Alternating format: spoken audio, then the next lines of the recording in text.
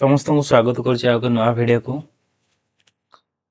आज आम डिस्कस करिया एक नुआ टॉपिक को लेके आसी वीडियो जोटा कि होची दक्षिण भारतर संगम युग है संगम युग दक्षिण भारतर संगम युग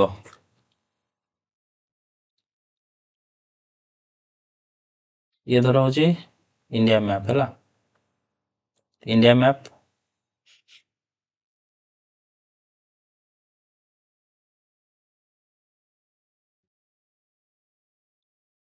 चलो हाँ एमती अच्छी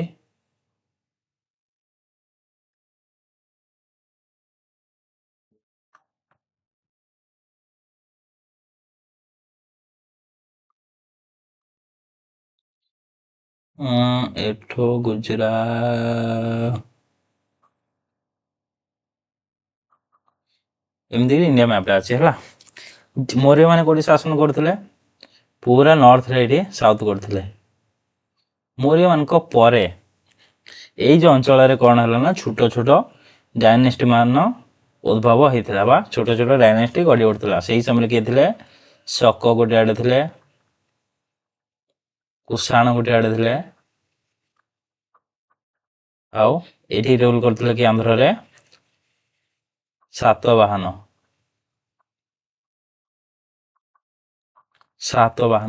से ही समय कौन है ना साउथ रे तीन टा शक्तिशाली तमिल राज्य थिला गोटे हूँ चोल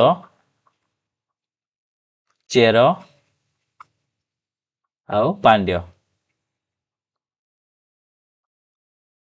यही समय जो एरा हूँ संगम युग कहुए यही जो गढ़ी उठता से समय को संगम युग साहित्य कहुए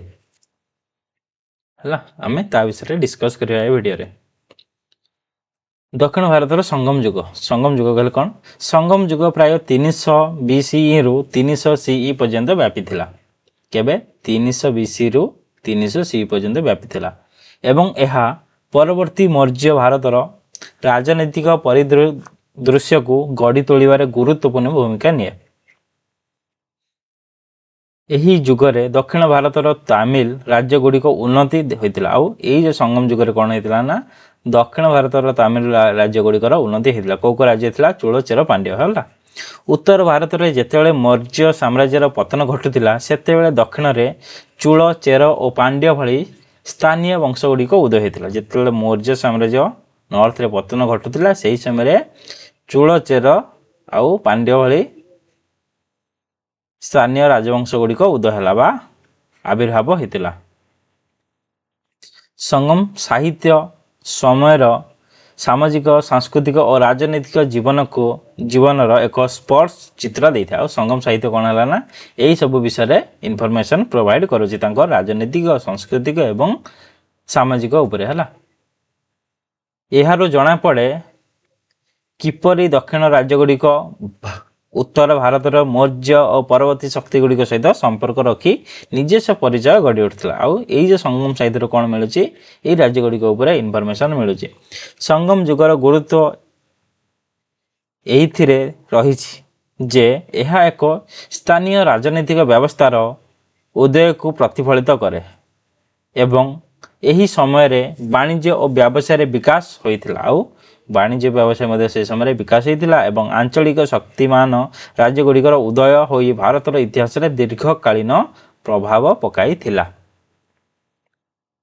संगम युग कहले कौन संगम युग दक्षिण भारत इतिहास में प्राय 300 CE रु 300 BC रु 300 CE पर्यंत थिबा एक समय को उद्धृत करे एटा होची गोटे समय संगम युग केते रो 300 CE रु 300 BC रु 300 CE पर्यंत है जो समय तमिल संस्कृति बहुत उन्नति होता आउ यही समय कौन है ना तमिल संस्कृति उन्नति होता यार केन्द्र आज तमिलनाडु और केरल किसी अंश कृष्णा तुंगभद्रा नदीर दक्षिण भाग थिला आउ तार केन्द्र कौड़ा थिला कृष्णा तुंगभद्रा नदीर दक्षिण भाग जोटा कि तमिलनाडु आउ केरल किसी अंश यही जगार यही संगम जो डायनेस्टी गोटा चोल चेर पांड्य गढ़ी उठते है संगम शब्दटी तमिल कवि और पंडित मान सभा को सुझाए तार संगम कहले कौन गोटे हूँ कवि और पंडित मान सभा एटा गोटे कौन था ना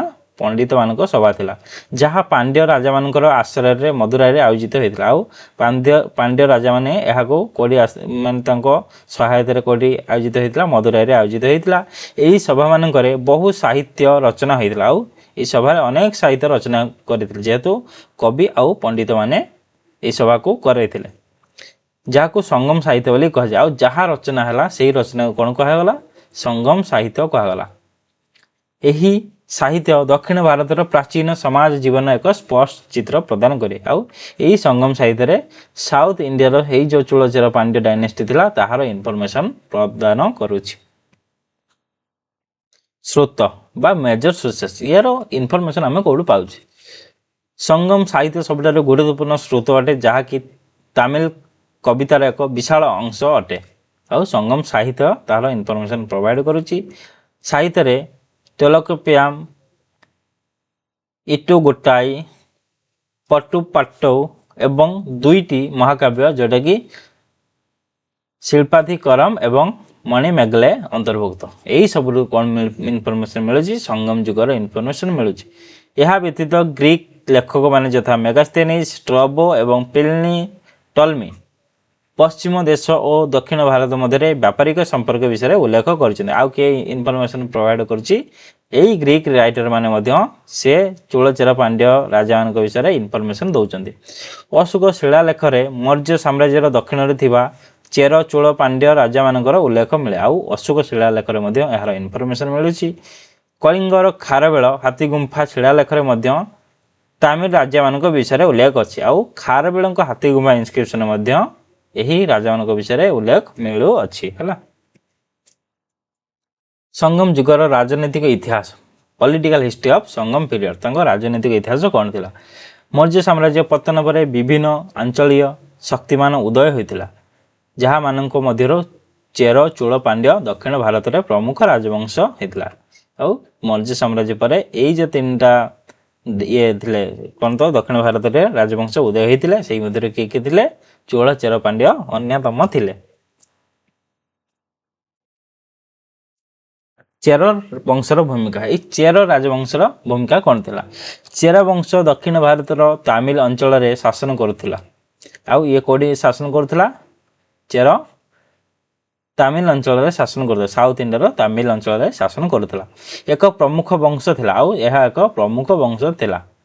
मौर्य साम्राज्य पर यह दक्षिण भारतर राजनीतिक एवं सांस्कृतिक उन्नति रे गुरुत्वपूर्ण भूमिका नहीं आउ मौर्य मानक पर यह साउथ इंडिया रे राजनीति और संस्कृति रे गुरुत्वपूर्ण भूमिका नहीं कारण से समय राजनीति स्ट्रंग थिला आउ संस्कृति डेवलप होता।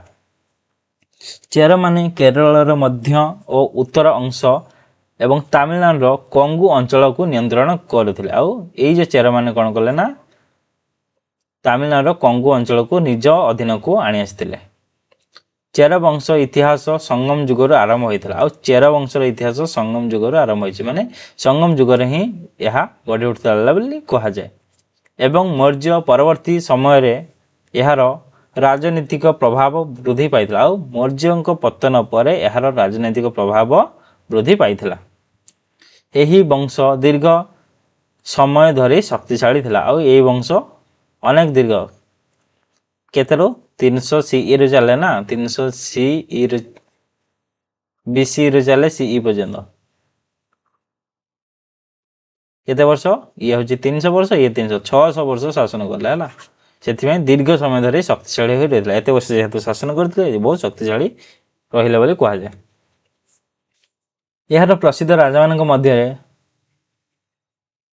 उत्यधित पेरुमचोरु उदित और सेंगुटुबन थिले और सेंगुटुबन सब श्रेष्ठ राजा थिले आउ चेर मानकर सब शक्तिशाली राजा किए थिले सेंगुटुबन हला तांकर सेना जयगाथा शिल्पाधिकरम महाकाव्य उल्लेख होइछि आउ तांको विषय इनफॉरमेशन कोड मिलछि शिल्पाधिकरम जोटा कि तमिल सॉरी संगम महाकाव्य हला से हिमालय पर्यंत अभियान करथिबार कथा मध्य उल्लेख अछि आउ तांको अभियान कोडी हिमालय पर्यंत से अभियान करथिबार उल्लेख अछि से दक्षिण भारत रो चीन को प्रथम दूत पठेथिला आउ एटा मोस्ट इंपोर्टेंट दक्षिण भारत रो के प्रथम दूत पठेथिले से होचंती किए सेंगुटुभन है। मौर्य परवर्ती समय चेर चोल और पांड्य वंश मान मध्य द्वंद्व देखा जाउथला। आउ मौर्य परवर्ती समय कौन है ना चेर चोल और पांड्य राजा मान भितर कौन है ना द्वंद्व देखा जाउथला। चेर माने एही शक्ति संघर्ष में गुरुत्वपूर्ण भाग नहीं। आउ चेर माने कौन कला ना एही शक्ति संघर्ष में एक मुख्य भूमिका नहीं। चेर चेर राजा माने सेना शक्ति कला और साहित्यर प्रोत्साहन एवं व्यापार नियंत्रण को गुरुत्व दौले। कौन कहते शक्ति सेना शक्ति कला और साहित्य प्रोत्साहन को और व्यापार को मध्य गुरुत्व देउथिले। सेमानक राजधानी भंजी थिला। राजधानी कौन थिला चेर मानकर भंजी थिला एवं पश्चिम उपकूल मुसिर एवं टुंडी बंदर तांको अधीन रे थिला बा तांको नियंत्रण रे थिला। चेर मान प्रतीक धनुष और बाण थिला। धनु तीटा थिला हला तांको प्रतीक कौन थिला धनुष एवं बाण थिला।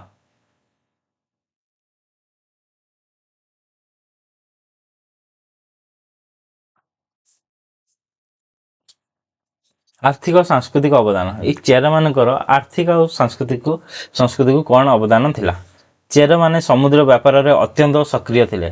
जेहेतु दुईटा बंदर थिला सेतिमे तांको सामुद्रिक व्यापार अत्यंत शक्तिशाली थिला। पश्चिम उपकूल अवस्थित थिबारु सेमाने भारत अरब देश दक्षिण पूर्व एशिया और आफ्रिका सहित वाणिज्य व्यवसाय करुथिले। सेमाने मसला मुक्त वस्त्र व्यापार करुथिले जहाँ तांको आर्थिक समृद्धि को बढ़ाइथिला। बेसी कौन व्यापार करुथिले मुक्ता मसला एवं वस्त्र हला व्यापार करुथिले जहाँ तांको आर्थिक समृद्धि को बढ़ाइथिला। सेमाने तमिल साहित्य और संस्कृति को बहुत प्रोत्साहन देते। आ कौन करते तमिल साहित्य और संस्कृति को आग को बढ़िया प्रोत्साहन करते सहायता करते है। संगम साहित्य रे तांको शासन कालर समाज राजनीति और संस्कृतिर चित्र मिले। आ संगम साहित्य रे तांको शासन कालर समाज राजनीति एवं संस्कृतिर प्रमाण मिलुछि। चेर राजा माने कवि और पंडित मान को प्रोत्साहन दौले बा निजे दरबार रहिबा को देथिले विभिन्न प्रकार असिस्टेंट प्रोवाइड करुथिले। चेर माने बौद्ध और जैन धर्म प्रति सहिष्णुता थिले माने सपोर्ट करथिले को धर्म को बौद्ध धर्म को जदियो से माने हिंदू धर्म हिंदूर शैव वैष्णव धर्म को पैटर्नाइज करथिले एक्सेप्ट करथिले किंतु से माने कोन कले ना बौद्ध जैन धर्म को मध्य सम्मान दौथिले जहाँ तांकर धर्म निरपेक्ष शासन को प्रकाश करे। जहाँ तांको धर्म निरपेक्ष माने सबु धर्म समान बोली से माने कहथिले हला। मौर्य और परवर्ती राज्य मानकर सह संपर्क मौर्य और परवर्ती राज्य मान संगे तांकर संपर्क कौन थिला। मौर्य साम्राज्यर पतन पर मध्य चेर माने उत्तर भारतर शुंग इंडो ग्रीक और कुषाण शासक मान व्यापार कूटनीति संपर्क स्थापन करथिले। मौर्य प्रभाव किसी समय पर्यंत धर्म प्रशासन और कला देखा जाइथिला। आ मौर्यर प्रशासन मध्य किसी समय पर्यंत तांको धर्म रे जेहेतु बुद्धिज्म मौर्य माने स्प्रेड करथिले आ प्रशासन रे आ कला रे मध्य देखा जाइथिला। परे सेमाने सेंगुटुभन भली शक्तिशाली राजा नेतृत्व रे स्वाधीन शक्ति भाव में भुक्त करथिले और निजको स्वाधीनता रक्षा करथिले। आउ ये जो शक्तिशाली थिला से कोन कला ना ताको स्वाधीन आगु कोन कला ना मौर्य मान कोन अंडर रे थिले बा अधीन रे थिले। परवर्ती समय सेंगुटुभन कोन कले ना स्वाधीन देथिले बा निजको इंडिपेंडेंस डिक्लेयर कर देथिले। ए राज्य रो जे कि शक्तिशाली राजा थिले कि सेंगुटुभन हैला। पतन ये जो चोल साम्राज्यर पतन चेर साम्राज्यर पतन केमती घटी आ इतिहास कौन थिला। चेर वंश पर आंतरिक कलह बाह्य आक्रमण और चोल पांड्य मान उदय द्वारा दुर्बल हो पड़ा। आउ चोल चेर आविर्भाव होता नूतन डायनेस्टी आविर्भाव होता आउ निज निज भितर आंतरिक कलह देखा देता से दुर्बल हो पड़े। तथापि तांकर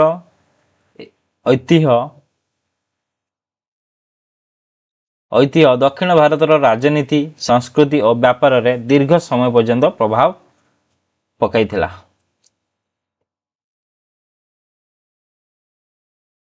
ପ୍ରଭାବ ପକାଇଥିଲା। ତାପରେ ଆମେ ପଢିବା ପୋଷ୍ଟ ମୌର୍ଯ୍ୟ ରାଜନୀତିରେ ଚେର ରାଜବଂଶ। ଆମେ ତ ଚୋଳ ପଢିଲେ, ବର୍ତ୍ତମାନ ଚେର ରାଜବଂଶ ବିଷୟରେ ପଢିବା। ଚୋଳ ରାଜବଂଶ ବିଷୟରେ ପଢିବା ହେଲା। ଚୋଳ ବଂଶର ଭୂମିକା।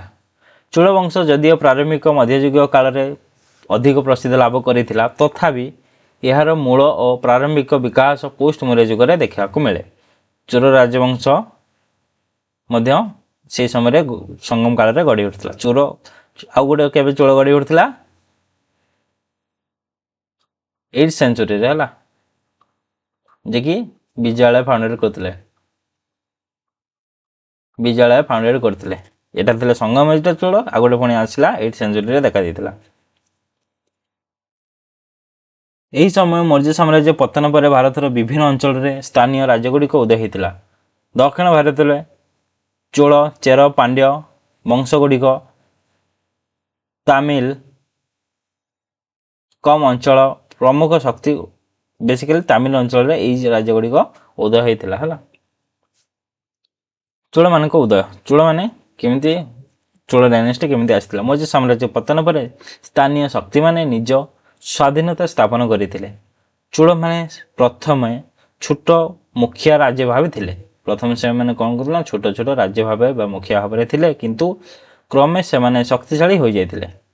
ପରବର୍ତ୍ତୀ ସମୟରେ ଶକ୍ତିଶାଳୀ ହୋଇଗଲେ। ଅଶୋକଙ୍କ ଶିଳାଲେଖରେ ସେମାନଙ୍କୁ ଚୂଡ଼ ବୋଲି ଉଲ୍ଲେଖ କରାଯାଇଛି, ଆଉ ଅଶୋକ ଇନସ୍କ୍ରିପ୍ସନରେ ତାଙ୍କୁ କ'ଣ କୁହାଯାଇଛି? ଚୂଡ଼ ବୋଲି ଅଭିହିତ କରାଯାଇଛି, ଯାହାର ପ୍ରମାଣ ମିଳେ ଯେ ସେମାନେ ଅଶୋକଙ୍କ ସମୟରେ କିମ୍ବା ତାଙ୍କ ପରେ ଏକ ସ୍ୱାଧୀନ ରାଜନୀତି ଏକକ ଭାବେ ପରିଚିତ ହେଲେ। ଆଇଦର ଅଶୋକ ପରେ ନଚେତ୍ ତାଙ୍କ ପରବର୍ତ୍ତୀ ସମୟରେ ସେମାନେ ନିଜକୁ ସ୍ୱାଧୀନତା ଡିକ୍ଲାର କରିଥିଲେ। ରାଜନୈତିକ ସ୍ଥିତି ଓ ବିସ୍ତାର। ଚୋଳମାନେ ବର୍ତ୍ତମାନର ତାମିଲନାଡୁର କାବେରୀ ଡେଲ୍ଟା ଅଞ୍ଚଳକୁ କେନ୍ଦ୍ର କରି ନିଜର ଶକ୍ତି ସ୍ଥାପନ କରୁଥିଲେ। କୋଉଠି ଶାସନ କରୁଥିଲେ? କାବେରୀ ଡେଲ୍ଟାରେ ହେଲା। ଏହି ଅଞ୍ଚଳ ଉର୍ବର ଓ କୃଷି ପାଇଁ ଉପଯୁକ୍ତ ଥିଲା, ଆଉ ଏହି ଅଞ୍ଚଳ ଉର୍ବର ଥିଲା। ଡେଲ୍ଟା ଗଲେ କ'ଣ? ଏଇଟା ହେଉଛି କୃଷ୍ଣା ନଦୀ, ଏଇଟା ହେଉଛି କାବେରୀ ନଦୀ, ଏଇ ଯେଉଁ ମଧ୍ୟଭାଗ ଭୂମିଟା, ଯାହା ଚୋଳମାନଙ୍କ ଆର୍ଥିକ ଶକ୍ତିକୁ ବଢ଼ାଇଥିଲା। ଆଉ ଏହା ଚୋଳମାନଙ୍କ ଆର୍ଥିକ ଶକ୍ତିକୁ ବଢ଼ାଇଥିଲା, ଯେହେତୁ କୃଷି ଆଉ ଉର୍ବର ମାଟି ଥିଲା, ସେଥିପାଇଁ ଭଲ କୃଷି କାର୍ଯ୍ୟ ହେଉଥିଲା। ସେମାନଙ୍କ ରାଜଧାନୀ ଓରେଉଲ ଥିଲା, ତାଙ୍କ ରାଜଧାନୀ ଓରାଉଲ ଥିଲା ହେଲା। ପୁହାର ବା କାବେରୀପାଟନା ପ୍ରମୁଖ ବନ୍ଦର ଭାବେ ପରିଚିତ ଥିଲା। ବାଘ ସେମାନଙ୍କ ରାଜଚିହ୍ନ ଥିଲା।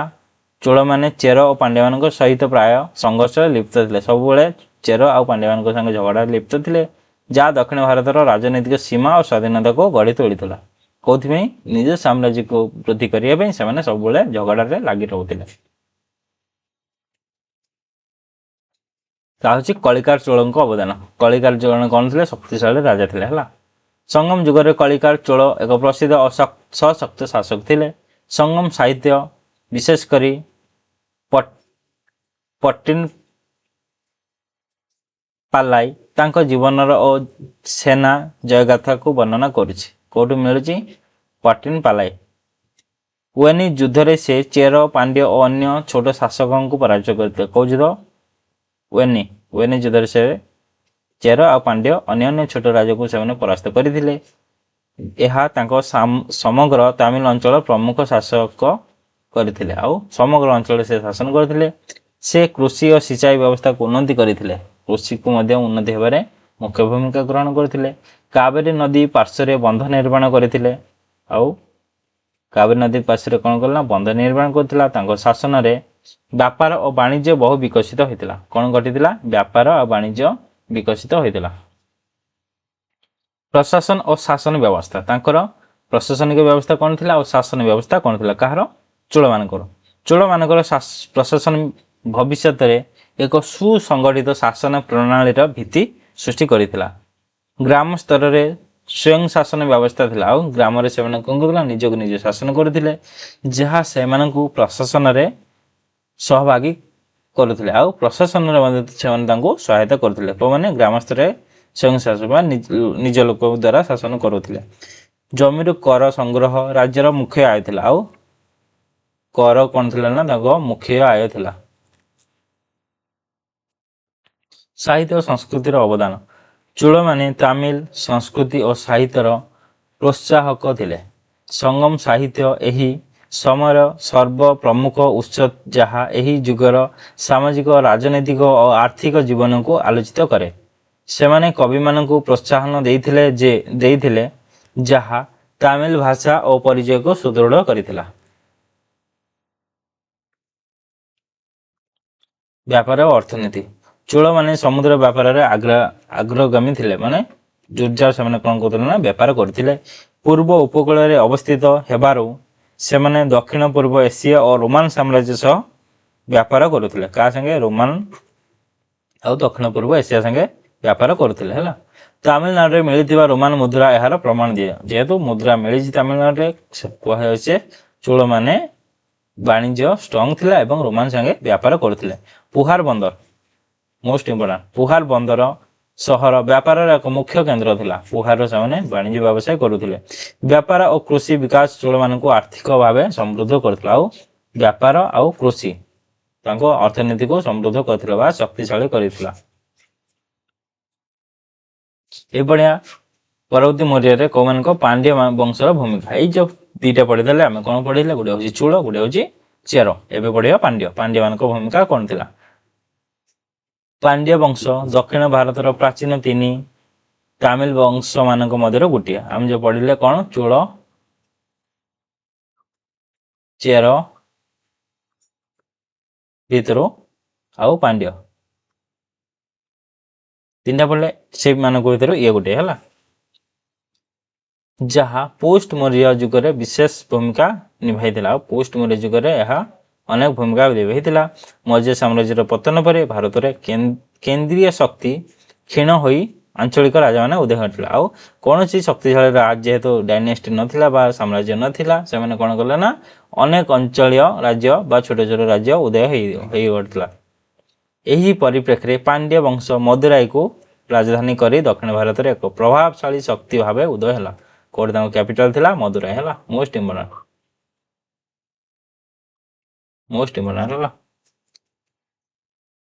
ଆଉ ତାଙ୍କର ପ୍ରତୀକ କ'ଣ ଥିଲା? ମାଛ ହେଲା। ସ୍ୱାଧୀନ ଶକ୍ତି ଭାବେ ଉଦୟ। କେମିତି ସ୍ୱାଧୀନ ଶକ୍ତି ଭାବେ ଉଦୟ ହୋଇଥିଲେ? ମୌର୍ଯ୍ୟ ସାମ୍ରାଜ୍ୟର ପତନ ପରେ କେନ୍ଦ୍ରୀୟ ନିୟନ୍ତ୍ରଣକୁ ଦୁର୍ବଳ ହେବା ସହିତ ପାଣ୍ଡ୍ୟମାନେ ସ୍ୱାଧୀନତା ଦାବି କରି ତାଙ୍କର ଶକ୍ତି ବିସ୍ତାର କରିଥିଲେ।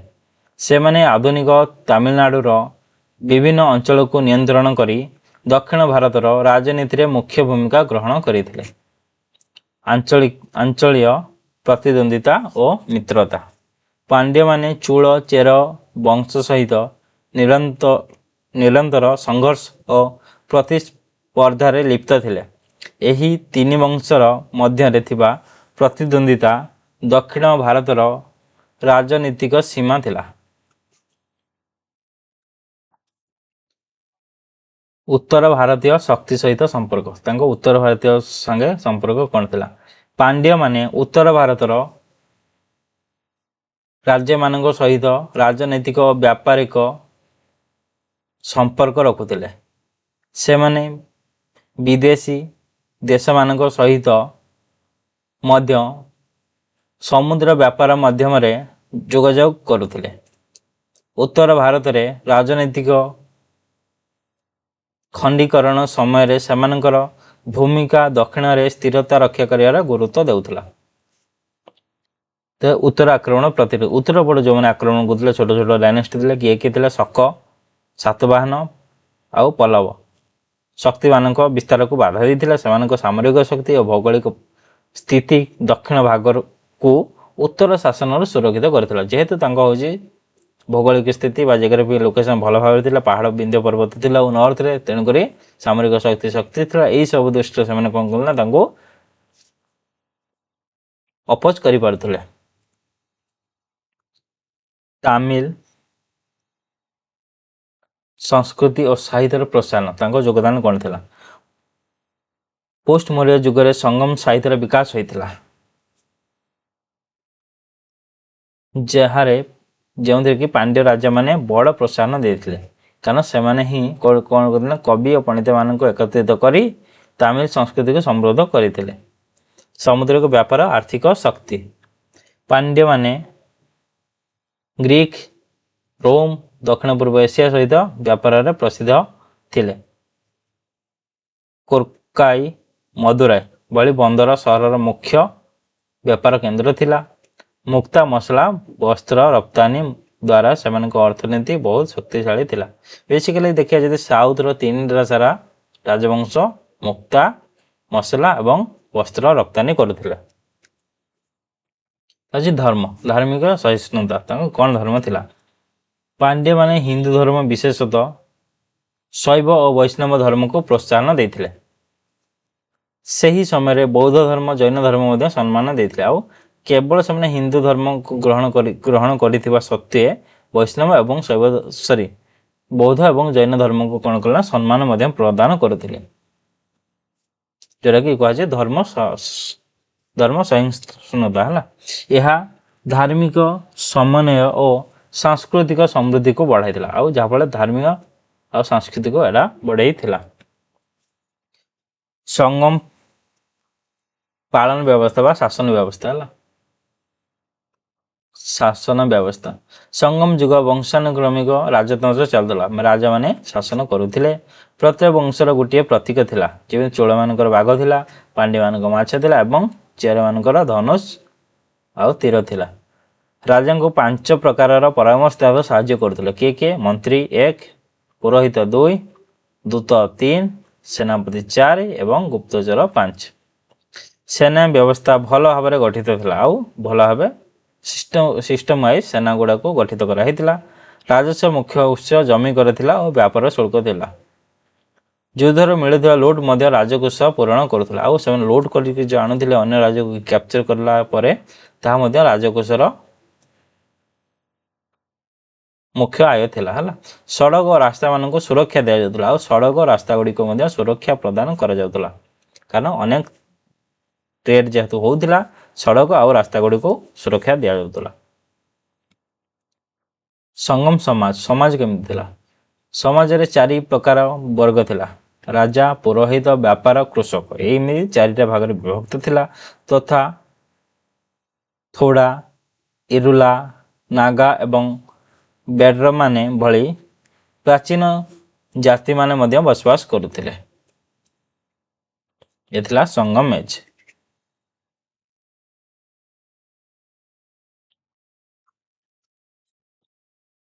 जोरा कि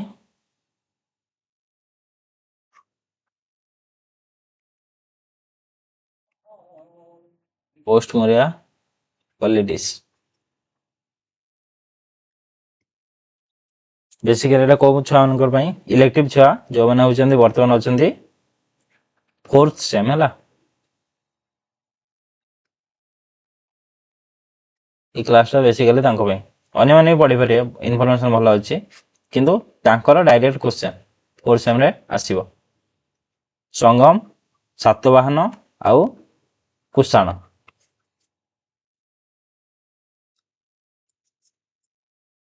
रोज वीडियो भल लगे लाइक शेयर सब्सक्राइब करो। आउ किसी अधिक इनफॉरमेशन पाई तो मैंने कमेंट माध्यम निजर मत दे पारिबो। को टॉपिक तुम बुझी पारुन किमा को टॉपिक ऊपर तुमको मटेरियल दरकार आपण माने मेसेज साहाय्य रे जणाई पारिबे।